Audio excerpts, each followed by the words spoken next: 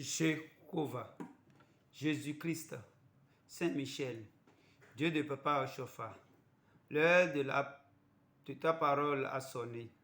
Seigneur, aide-nous à méditer, à présenter ta parole. Que cette parole essaye d'aider les âmes en perdition à retrouver leur vie normale. Au nom de Jésus, nous allons prier. Amen.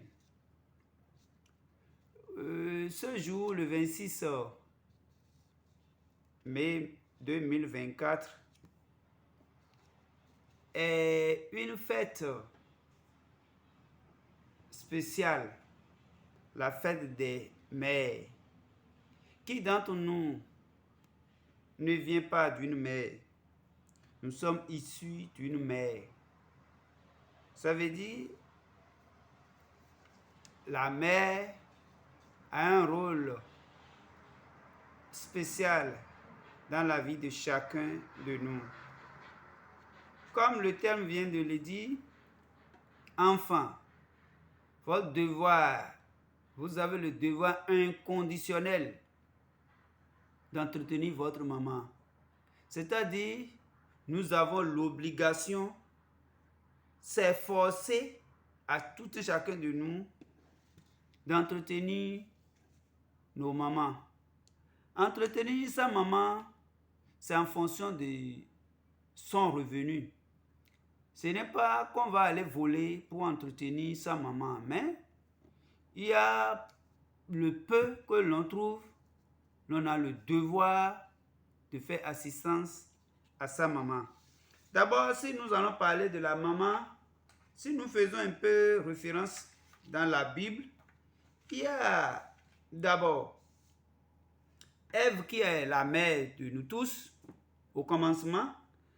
Après Ève, il y a Bethzabée qui est la mère du roi Salomon. Après Bethzabée, il y a Jochebed qui est la mère de Moïse, comme vous le savez. Comment cette vaillante femme, comment elle s'est battue pour pouvoir sauver la vie de Moïse en ce temps. Après ça, il y a Élisabeth, toujours dans la Bible, qui est la mère de Jean-Baptiste, vous le savez, bien avec son âge adulte, qu'elle a pu avoir la grossesse de Jean-Baptiste. Et nous tous, étant chrétiens, enfants de Christ céleste, nous connaissons le rôle qu'a joué Jean-Baptiste sur cette terre.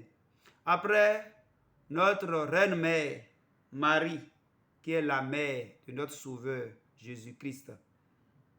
Donc, après les références bibliques, aujourd'hui, tout et chacun de nous qui sommes à l'écoute et tout et chacun de nous qui sont ici présents, nous sommes issus bien sûr d'une mère. Nous sommes sortis du ventre d'une mère. Donc, c'est aujourd'hui la fête des mères. Nous avons deux lectures qui est sortie de ce jour. Il y a Proverbe 31, du 24e verset au 31e. Il y a la seconde lecture qui est Marc 7, 9 à 13. Et pour la première lecture, qu'est-ce que la première lecture nous dit? D'abord, si je prends du verset 1er, parole du roi Lemuel, message par lequel sa mère l'a institué. Que te dirai-je, mon fils? Que te dirai-je, fils de mon ventre? Que te dirai-je, fils de mes vœux? Ne livre pas ta force aux femmes, ni les voix à celles qui causent la perte des rois. Ce n'est pas au roi l'humel, ce n'est pas au roi de boire du vin, ni au prince de rechercher des boissons fortes. Donc, qu'est-ce que la maman est en train de conseiller au roi Lemuel en ce temps? Il lui dit, de ne pas être séduisé par les propos des femmes, de ne pas trop suivre ce que sa femme va dire et de ne pas prendre aussi l'alcool ou le vin en premier lieu, et que ce qui compte, ce n'est pas ça pour un roi. Et pour le verset 24 qui nous concerne ici, le verset 24 nous dit, elle fait des chemises et les vend, et elle livre des ceintures aux marchands. La force et humeur et honneur, voilà ce qui l'habille. Elle rit en pensant à l'avenir. Elle ouvre la bouche avec sagesse. Donc, comme disait, si tu es dans cette vie, si tu es marié à une bonne femme, c'est que tu deviens le roi de ta maison. C'est ça. Donc, quelle est la maison et que fait la femme dont il est question? La femme de ce roi, la femme, elle est une femme battante, combattante. Elle se bat pour sa famille et pour tout ce qui concerne ce que ses enfants vont manger. Elle subvient aux besoins de ses enfants. Et regardons un peu en arrière. Nous avions fait 9 mois dans le ventre de nos mamans avec des efforts, avec comment on appelle, des fatigues incontrôlables. Et après 9 mois, elle nous a enfantés. Maintenant, nous avons alors le devoir de l'entretenir. De l'entretenir à tout moment ou à tout âge. Oui, à tout moment et à tout âge. Une mère et un enfant n'est jamais grand pour une mère. Tu peux avoir 100 ans, tant que ta maman vit, elle est toujours supérieure à toi. Tu as le devoir de l'obéir et de lui faire ce qui est de son droit. Comme disait dans dans les commandements de Dieu, qu'est-ce que le commandement de Dieu nous interpelle ici? Le commandement de Dieu nous dit, obéis ton père et ta mère, afin que tes jours se prolongent dans le pays. Exode 20, verset 12. Exode 20, verset 12. Honore ton père et ta mère, afin que tes jours se prolongent dans le pays. Maintenant, si on dit honore ton père et ta mère, cela veut dire beaucoup de choses. Parce que c'est la première des promesses bibliques pour un enfant. On dit pour que ta vie se prolonge. D'abord, pour avoir la longévité, il faut obéir ton père et ta mère. Le sujet actuel parle de la mère. Alors pourquoi nous autres, nous laissons nos mamans souffrir après un âge donné? Nous laissons notre maman souffrir et à sa mort, on se déguise en richesse et on est riche avec des bombas, des basins, des vestes, costumes par-ci par-là, et l'allié va allier des véhicules pour en faire et Pacha. La mère de Pacha est décédée. Or, cette vieille, à son vivant, elle vit dans des maisons précaires, elle vit dans un bidonville. Or, toi, enfant, Dieu a fait grâce et tu vis dans un village de luxe. Et puis, il y a aussi des garçons qui n'aiment pas sentir du tout leur maman. Maman ne doit pas visiter la maison de son fils. C'est grave. Et les belles filles aussi en cautionnent. Si maman vient, on lui donne la place, on l'accueille dans les jardins, on l'accueille dans comment on appelle ces salles de visiteurs. Maman n'a pas accès au salon. Tout cela, ce n'est pas bon. Ce n'est pas bon pour un chrétien que nous sommes. Ce n'est pas du tout bon pour un chrétien que nous sommes. D'abord, avant qu'on ne continue à évoluer, la fête des mères est une journée spéciale consacrée à nos mamans. L'organisation en est généralement confiée à leur enfant, qui peuvent décider de leur préparer le repas avec la complicité du papa, leur permet de garder en effet la surprise. Ça veut dire que déjà enfant, papa, tu as tes enfants, ce jour 26 mai, qui est la fête de commémoration des mamans, tu dois faire un repas spécial ou bien une surprise à ta femme par le biais de ses enfants. La Bible nous dit, honore ton père et ta mère, c'est le premier commandement avec promesse. Éphésiens 6, verset 1. Donc, c'est à force de faire un repas ou une surprise à maman ce jour, la maman va prier. Il revient aux mamans, ça revient aux mamans de prier pour cet enfant afin que ce jour puisse être prolongé sur cette terre. Bon, est-il obligé d'aider sa mère? Est-il obligé d'aider sa mère? Mais moi, je dirais oui. Je dirais pas le positif. Les enfants ont l'obligation d'aider leur mère qui n'est pas en mesure d'assurer leurs besoins. Oui, ils ont l'obligation d'aider leur mère.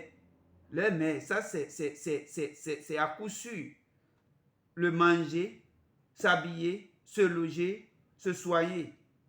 On parle alors de l'obligation alimentaire. Ah oui, nous avons l'obligation alimentaire parce qu'il faut manger, il faut s'habiller, il faut se loger, il faut se soigner. Alors, pourquoi toi, enfant, Dieu a fait, tu as passé par cette femme et tu as eu la vie et tout est rose et toi tu manges et ta maman, elle est au village et actuellement, elle n'arrive même pas à joindre les deux bouts. Elle n'arrive pas à joindre les deux bouts. La question ici n'est pas d'envoyer tout à ta maman et rester comme ça, non. Mais il faut faire le partage. Envoie au moins mensuellement ou hebdomadaire ce que la maman va manger. Au moins le peu. Au moins le peu des habits. Si tu trouves, même ça dépend du gamme d'habits que toi tu portes. Ça dépend. Même maman ne demande pas grand chose. Même s'il s'agit de quelle que soit la valeur du pain ou de friperie que tu vas offrir à maman, elle va prendre, se loger. Alors, maman vit dans un bidonville au village. Sa case, c'est bâti avec pain. C'est bâti avec pain. Et le vent a déjà dévasté tout. Et la pluie tombe. La pluie, quand il y a eu pluie, l'eau rentre dans sa chambre. Et maman, en pleine nuit, elle se réveille, elle reste dans un coin jusqu'à elle envahit l'eau jusqu'à la finition de la pluie. Et toi, tu vis dans un village. Hein? Se soigner. Maman est malade. Maman est malade. Et toi, tu dis que quand les animaux sont malades, ils broutaient l'herbe. Que maman n'a qu'à aller prendre des tisanes, elle n'a qu'à aller en brousse, aller payer des tisanes. Tout ça là, c'est bon. Même mon frère, je vais te dire que ce n'est pas bon. Il ne faut plus faire ça. Il faut essayer d'envoyer des soins qu'il faut à maman. L'idée de cadeau pour une fête des mères, ce n'est pas grande chose. Chaque année, la fête des mères est une occasion rêvée d'offrir un joli cadeau choisi avec minutie à sa maman. Pour vous aider dans cette tâche, voici quelques idées de cadeaux dont vous pourriez vous inspirer à donner à votre maman. Bon, l'exemple, plantes ou fleurs, je dis plantes ou fleurs d'amour, cadeaux de vœux, chocolat, bijoux, quoi d'autre, poèmes, dessins et peintures, un gâteau, oui, un gâteau d'anniversaire peut-être, bouteille de vin, un parfum crème ou maquillage, un livre, un sac à main, un chèque ou un cadeau ou une paille que tu peux donner à ta maman le jour de la fête des mamans. Là, je te donne le secret. Si tu fais ça, la maman, elle va te dire, mon enfant, agenouille-toi. Elle va te faire beaucoup de prières. et la bénédiction va tomber sur toi. Donc, la deuxième lecture, Marc 7, verset 9 à 13, nous dit ceci. Il leur dit encore, vous anéantissez fort bien le commandement de Dieu pour garder votre tradition. Car Moïse a dit, honore ton père et ta mère, et celui qui maudira son père et sa mère sera puni de mort. Que Dieu nous ose. Nous ne serons pas punis de mort. Il faut que l'homme essaie de se repentir. Il ne faut plus déshonneur à ton père et à ta mère. Là, la Bible nous dit que tu seras maudit à ton sort de mort, de punition de mort. Mais vous dites, si un homme dit à son père ou à sa mère, ce dont j'aurais pu t'assister est corban, c'est-à-dire une offrande de Dieu. Vous ne le laisserez plus rien faire pour son père et pour sa mère, annulant ainsi la parole de Dieu pour votre tradition que vous avez établie, et vous faites beaucoup d'autres choses semblables. Mes frères et sœurs, comme nous disait la deuxième lecture, n'ayez jamais l'idée à supprimer ce que la Bible nous enseigne. N'ayez jamais l'idée à désobéir à ce que la Bible nous enseigne. Car la vie où nous sommes, Dieu a fait ces choses et toute chose a une planification. Toute chose a une planification. Si nous prenons par exemple Matthieu 15, verset 18, si nous prenons Matthieu 15, verset 18, qui nous dit ceci. Ce qui sort de notre bouche vient du cœur. Et c'est ce qui souille l'homme. Et c'est car c'est du cœur que viennent les mauvaises pensées de meurtre, d'adultère, d'impudicité et les vols, les mauvais témoignages, la calomnie. Voilà les coches qui souillent l'homme. Manger sans être lavé la main, cela ne souille pas l'homme. Donc, en général, qu'est-ce que la Bible nous enseigne là? C'est que ce n'est pas du fait que tu ne donnes pas milliard à ta maman qui fait que tu auras la vie maudite. Non, ce n'est pas ça. Hein. Mais l'affection que tu as envers ta maman, c'est cela qui te donnera la vie et pour que tu puisses avoir une vie saine, pour que tu puisses avoir du succès dans ta vie. Donc, comme je le disais, l'homme en général doit obéir à sa maman. Nous avons le devoir de donner à manger à notre maman. Nous avons le devoir de la soigner, devoir de la loger, devoir de l'habiller. Car on dit, tu es un milliardaire ou bien tu es dans une grosse caisse et c'est ta maman qui marche au-dessus des trottoirs ou bien des voies et sans chaussures ou bien elle est pratiquement torse nu avec des habits déchirés et toi tu te dis que tu es milliardaire, tu es un jeune prospère. Ce n'est pas ça. La Bible nous déconseille ça. Nous avons l'obligation d'aider nos mamans, nous avons l'obligation de les supporter, nous avons l'obligation de les garder, de les aimer, de les donner des affections afin que la bénédiction de la Bible puisse nous accompagner. Parce que beaucoup de gens ne savent pas ce que c'est qu'une mère.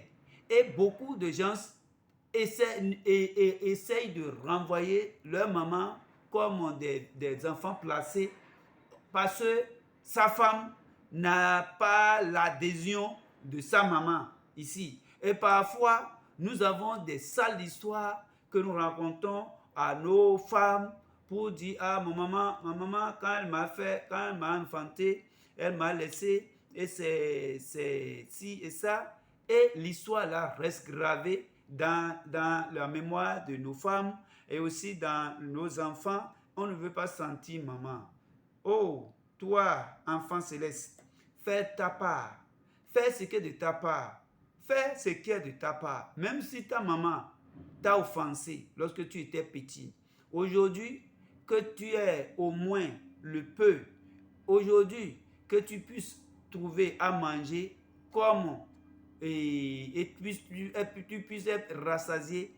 Il ne faut pas laisser ta maman souffrir. Donne-lui selon la Bible, ce que dit la Bible. Donne à ta maman ce qu'elle veut ou ce qu'elle peut. Accueille ta maman, même si elle est sale, crottée, façon. Dis que c'est elle qui t'a mis au monde. Accepte-la, parce que il n'y a pas, c'est dans la jarre noire qu'on prépare de l'agaçade blanche. C'est dans, oui, justement, c'est dans la marmite noire qu'on prépare l'agaçade blanc. Donc, on ne peut pas nier sa maman. On ne peut pas nier sa maman. Et non plus, on ne peut pas changer aussi sa maman en choisissant d'autres mamans. Non. N'attendez pas le dernier jour. N'attendez pas le dernier jour pour être enfant de X ou enfant de Y. Il faut manifester ton amour envers ta maman. Essaye même si elle est au village, de temps en temps, il faut aller passer le week-end au village, apporte-lui le manger, apporte-lui des vivres, des aliments ou un peu de tout. Et là, tu t'agenouilles et elle te fait la prière. Là, tu as la bénédiction. Là, tu as la bénédiction. C'est ça, tu as la bénédiction. Donc, beaucoup de sages ont oublié, ou beaucoup des enfants ont oublié aujourd'hui la place d'une mère. Je vous conseille de ne plus oublier la place de votre maman. Elle vous a porté, c'est elle qui vous a accepté avant de vous donner naissance. Sinon, lorsque on parlait de la grossesse, des premières semaines, elle peut avorter. Elle peut prendre des trucs que je ne dirai pas son nom ici pour t'enlever. Ou elle peut aujourd'hui, même l'avortement, aujourd'hui, c'est reconnu. C'est reconnu officiellement. Elle a le droit d'avorter aujourd'hui sans autre forme de procès, sans aucune justice.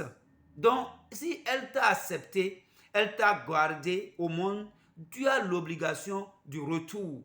Tu as l'obligation du résultat à faire à ta maman afin que ta vie ne soit une vie meilleure.